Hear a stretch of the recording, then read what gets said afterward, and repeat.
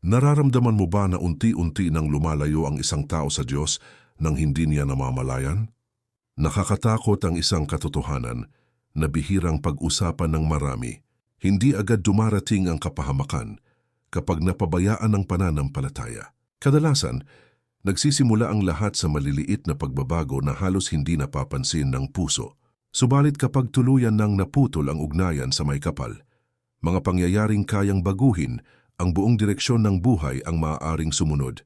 Maraming tao ang abala sa paghahanap ng tagumpay, kasiyahan, kayamanan, at mga pangarap na inaasam sa mundong ito. Hindi kakaunti ang nagiging sobrang kampante dahil pakiramdam nila ay kaya nilang harapin ang lahat gamit lamang ang sariling kakayahan. Dumarating ang pagkakataon na mas napapakinggan pa ang tinig ng mundo kaysa sa banal na gabay ng langit. Unti-unting nanlalamig ang panalangin hanggang sa maging bihira na lamang ang pakikipag-usap sa Panginoon. Kapag nagpatuloy ang ganitong kalagayan, maraming bagay ang maaaring magbago ng higit pa sa inaakala ng sinuman. Malinaw ang babala ng Biblia sa Deuteronomy 28 verse 15. But it shall come to pass, if thou wilt not hearken unto the voice of the Lord thy God, to observe to do all his commandments and his statutes, which I command thee this day, that all these curses shall come upon thee, and overtake thee. Ipinapakita ng talatang ito na may mabigat na bunga ang pagtalikod sa banal na patnubay. Hindi layunin ng Panginoon na takutin ang kanyang mga anak, kundi iligtas sila mula sa landas na humahantong sa kapahamakan. Bawat paalala mula sa kasulatan ay bunga ng kanyang pag-ibig at pagnanais na manatiling matatag ang pananampalataya ng tao. Dahil dito, mahalagang maunawaan kung gaano kalalim ang epekto ng paglayo sa presensya ng Diyos. Kapag malapit ang isang kaluluwa sa Panginoon, nagkakaroon ng kakaibang kapanatagan kahit maraming pagsubok ang dumarating. Nananatiling matibay ang pag-asa kahit tila magulo ang mga pangyayari sa paligid. Nagiging mas malinaw ang direksyon ng pamumuhay dahil may liwanag na gumagabay sa bawat hakbang. Nagkakaroon ng lakas upang mapagtagumpayan ang mga hamon na hindi kayang lampasan sa pamamagitan lamang ng sariling kapangyarihan. Ngunit kapag nawala ang banal na gabay na iyon, nagsisimulang maramdaman ang mga pagbabagong hindi nakikita ng mata ngunit unti-unting sumisira sa loob ng tao. Marahil may mga pagkakataong napansin mong tila walang kasiyahang kayang pumuno sa isang pusong malayo sa Diyos.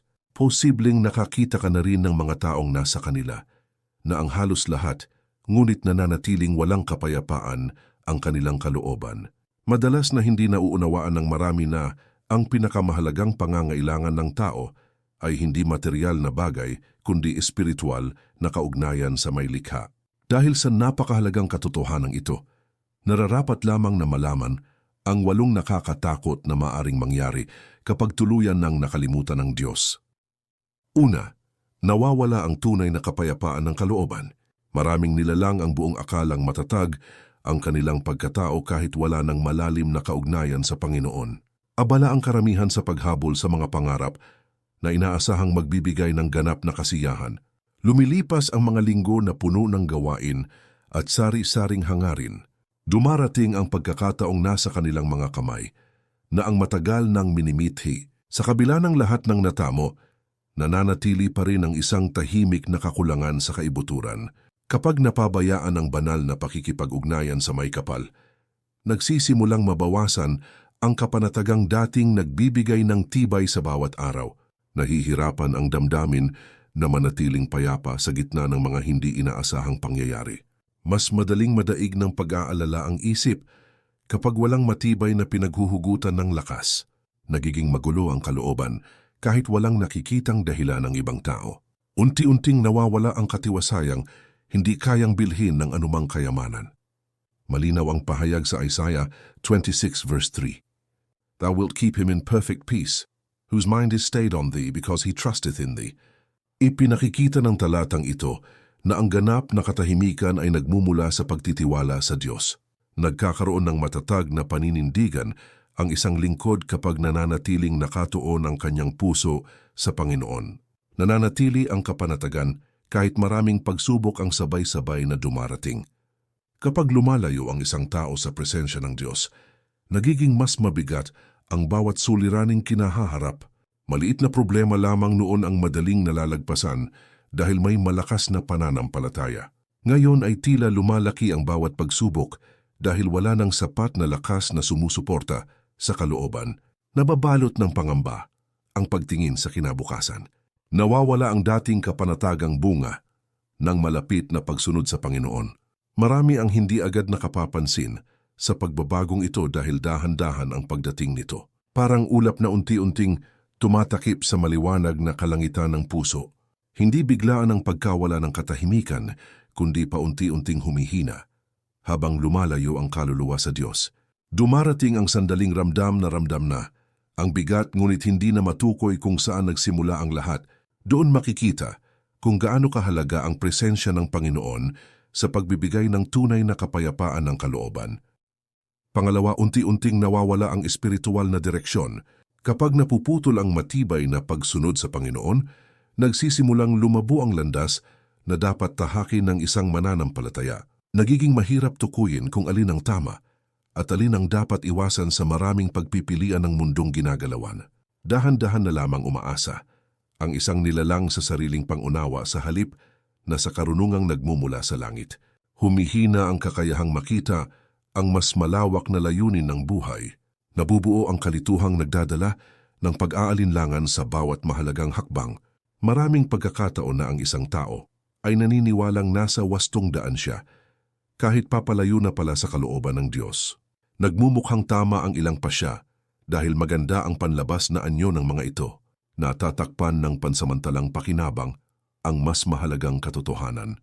Nagiging madali ang pagpili batay sa damdamin lamang, nawawala ang malinaw na pagkilala sa banal na patnubay na dating nagsisilbing ilaw sa kanyang paglalakbay. Makapangyarihan ang paalala sa Proverbs 3 verse 5 and 6. Trust in the Lord with all thine heart, and lean not unto thine own understanding. In all thy ways acknowledge him, and he shall direct thy paths. Ipinahahayag ng mga salitang ito na ang tunay na direksyon ay nagmumula sa pagkilala at pagtitiwala sa Panginoon. Kapag siya ang nangunguna, nagiging mas malinaw ang tatahaking landas kahit maraming hindi pa nakikita sa hinaharap. Sa paglayo sa Diyos, nababawasan ang kakayahang makilala ang mga babalang dapat sana ay pinakikinggan. Nagiging pangkaraniwan ang mga pasyang dating iniiwasan dahil salungat sa katuruan ng Biblia. Unti-unting nagbabago ang pananaw tungkol sa tama at mali. Nagiging katanggap-tanggap ang mga bagay na dati ay kinikilalang hindi mabuti. Lumalawak ang posibilidad ng pagkakamaling may mabigat na epekto sa kinabukasan. Parang naglalakbay ang isang mandaragat sa gitna ng malawak na karagatan na walang gabay na tala at walang ilaw na sinusundan. Bawat pagpihit ay puno ng kawalan ng katiyakan. Bawat pasulong ay may kasamang panganib na hindi agad nakikita. Dumarami ang maling liko na naglalayo sa kanya sa tamang destinasyon. Pangatlo, lumalakas ang kapangyarihan ng tukso kapag nanlalamig ang debosyon sa Panginoon. Nagiging mas madali para sa tukso na makahanap ng puwang sa puso ng isang tao. Nababawasan ang panloob na katatagan na dating nagsisilbing panangga laban sa mga bagay na nakapipinsala sa kaluluwa. Dahan-dahang bumababa ang antas ng pag-iingat sa sariling pamumuhay. Nagiging mahina ang pagtutol sa mga sitwasyong maaring magdala sa pagkakasala. Nagsisimulang maging normal ang mga bagay na dati ay agad na iniiwasan. Hindi karaniwang dumarating ang tukso na lantad ang panganib nito. Madalas na nakabalot ang mga alok nito sa anyong kaaya-aya at nakahahalina. Nagpapakita ito ng pansamantalang ligaya, na tila walang kapalit na masamang bunga. Nagmumukhang magaan ang paglabag kapag wala ng matibay na espiritual na pagbabantay. Doon unti-unting nahihikayat ang tao na lumakad sa landas na hindi kalugod-lugod sa Diyos. Matatagpuan ang mahalagang paalala sa 1 Corinthians 10 verse 12. Wherefore let him that thinketh he standeth take heed lest he fall. Ipinakikita ng talatang ito na kahit ang taong inaakalang matatag ay maaari pa ring madapa kapag naging kampante. Nararapat na manatiling mapagmatiyag ang bawat mananampalataya sa kanyang kalagayang espiritual. Nagmumula sa Diyos ang lakas na kailangan upang mapaglabanan ang mga pagsubok na umaakit sa kasalanan. Habang lumalayo ang isang kaluluwa sa banal na presensya, mas bumibigat ang pakikibaka laban sa mga pagnanasang hindi naayon sa kalooban ng Panginoon. Nawawala ang dating pagiging sensitibo sa mga babalang espiritual. Humihina ang pagkilala sa mga panganib na nakatago sa likod ng matatamis na pangako ng sanlibutan. Nagiging mas madalas ang pagbibigay daan sa maling impluensya. Nadadagdagan ang posibilidad na mahulog sa mga desisyong pagsisisihan kalaunan. Parang isang lungsod na iniwang bukas ang mga pintuan habang dumarating ang mga mananakop mula sa iba't ibang direksyon. Nawawala ng sapat na depensa laban sa mga banta na nais sumira sa kaayusan nito. Nagiging vulnerable ang bawat bahagi dahil wala nang mahigpit na pagbabantay.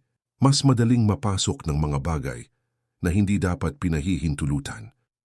Pang-apat, humihina ang konsensya sa pagkilala sa tama at mali.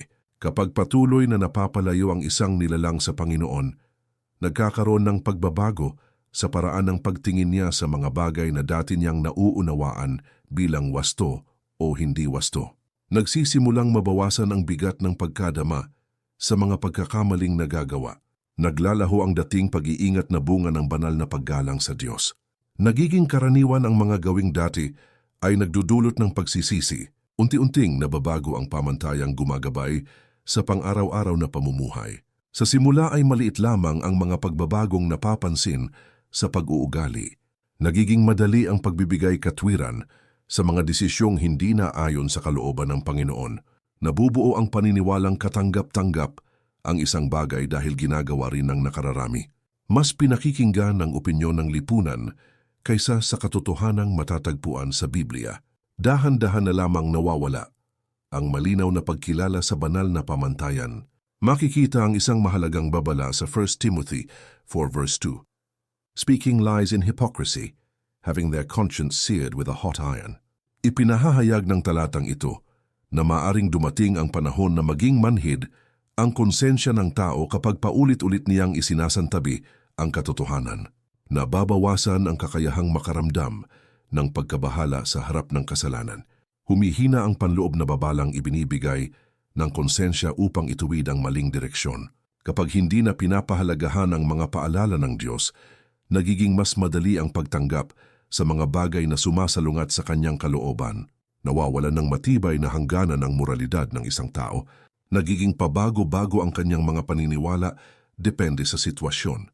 Nalalagay sa panganib ang kanyang espiritual na kalagayan dahil wala nang malinaw na gabay sa paghatol.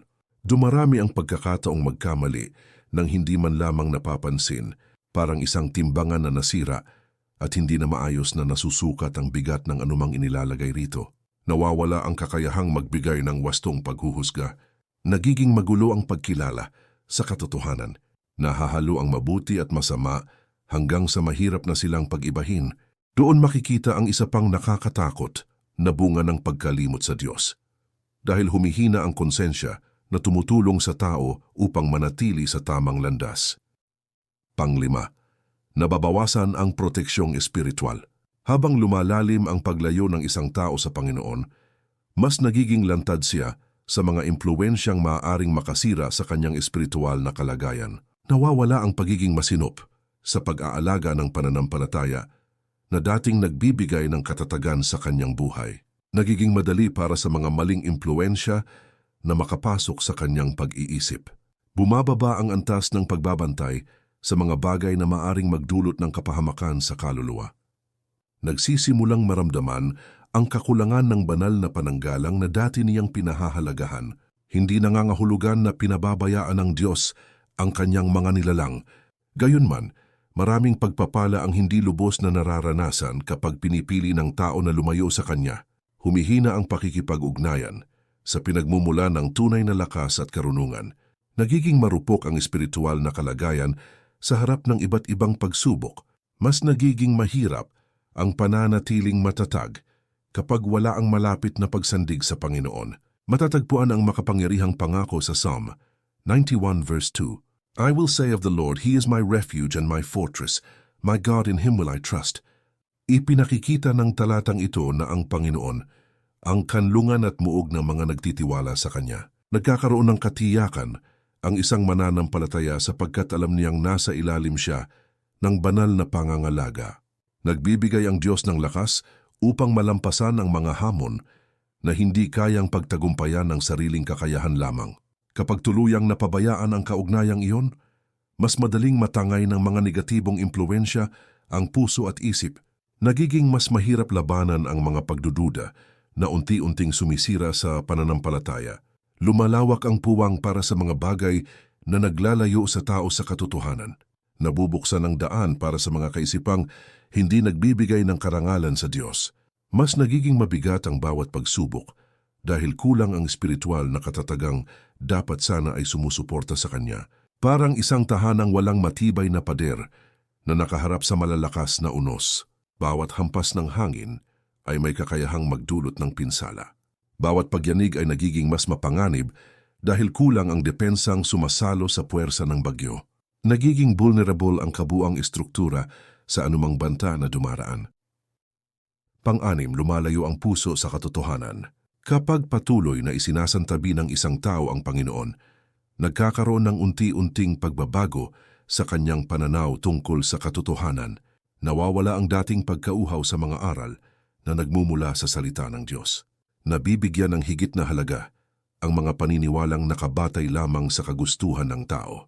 Nagsisimulang manaig ang sariling pagnanais kaysa sa banal na karunungan. Nagiging mahirap tanggapin ang mga katotohanang humahamon sa maling gawain. Sa pagdaan ng panahon, nagkakaroon ng pagkahilig sa mga mensaheng nagbibigay lamang ng kaginhawahan, ngunit walang pagtutuwid. Mas pinipili ng marami ang mga salitang kaaya-aya sa pandinig, kaysa sa mga paalalang nagtuturo ng kabanalan. Nababawasan ang pagpapahalaga sa mga aral na nagtutuwid ng pagkakamali. Unti-unting lumalabo ang pagkilala sa mga prinsipyong dapat sana ay pinanghahawakan.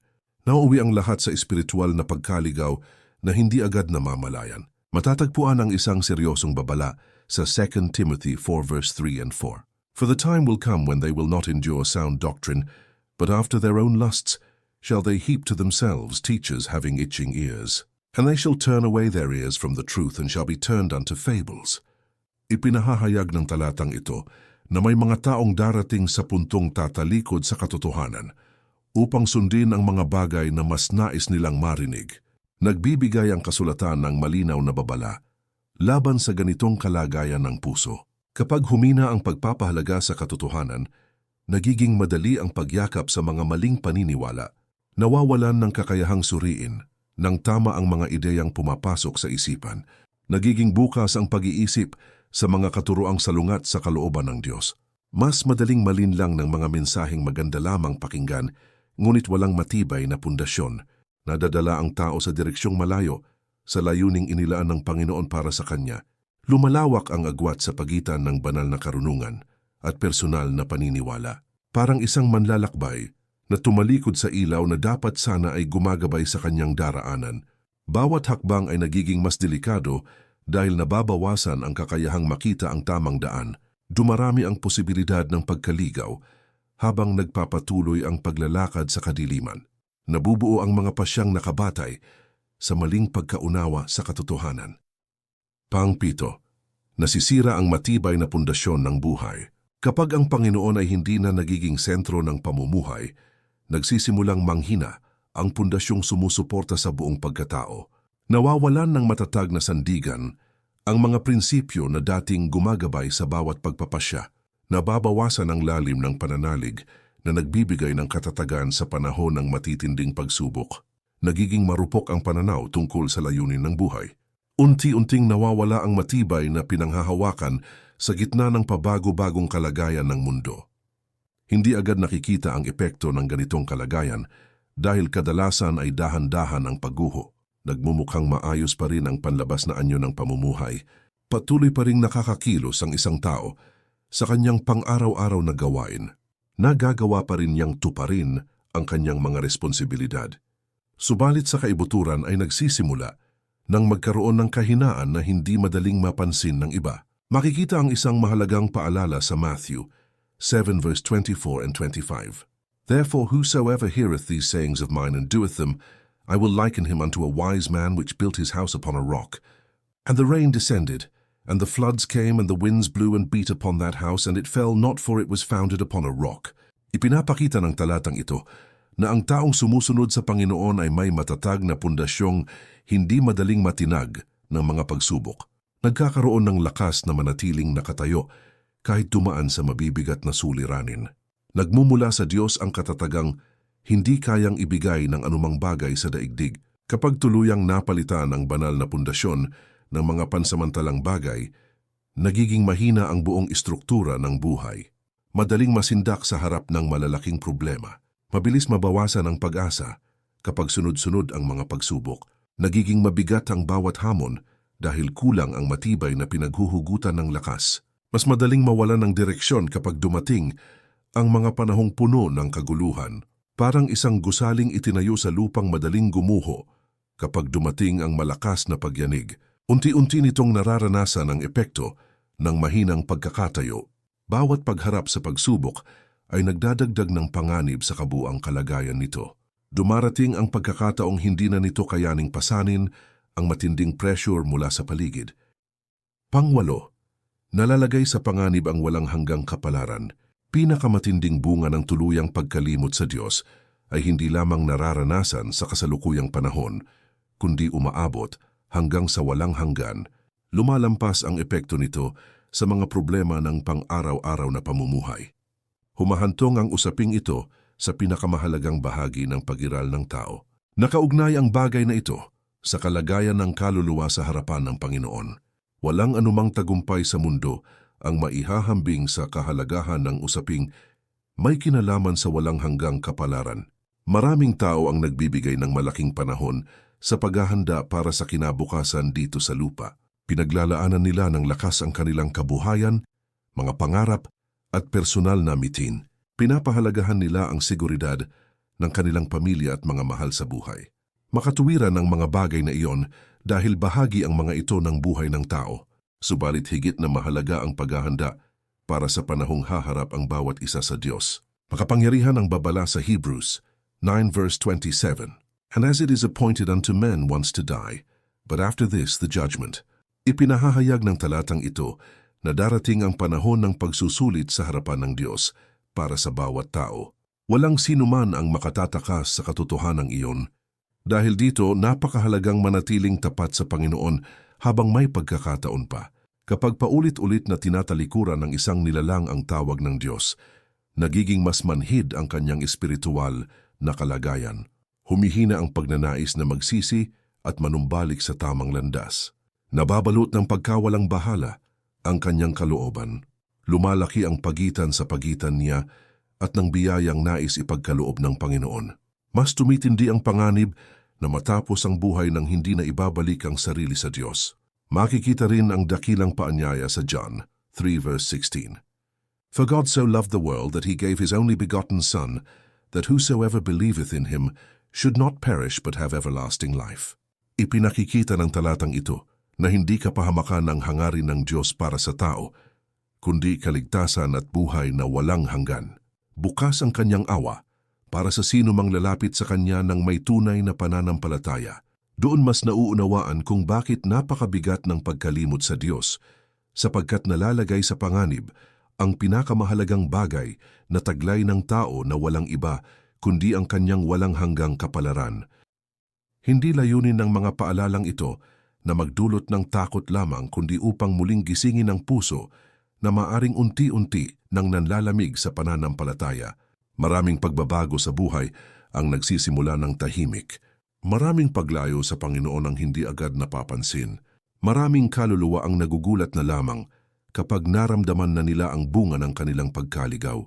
Napakabuti ng Diyos dahil bago dumating ang mabigat na bunga ng maling landas, ay patuloy siyang nagbibigay ng pagkakataong makabalik.